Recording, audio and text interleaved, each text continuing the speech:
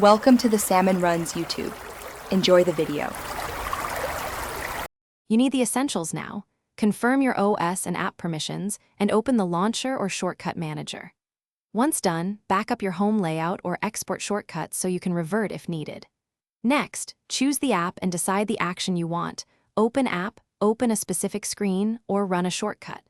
Make sure icons or graphics are ready, and grant any accessibility or deep link permissions that the system asks for before you proceed to creation. You'll now create the shortcut step by step. Long press the home screen or open the shortcut app and tap plus.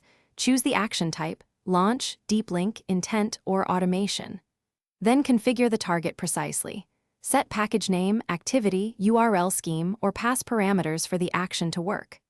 After the action is defined, customize the icon and label, adjust size and placement, and add gesture or widget triggers if supported. Test the shortcut immediately to confirm the behavior before finalizing. Finish by testing every shortcut in real scenarios.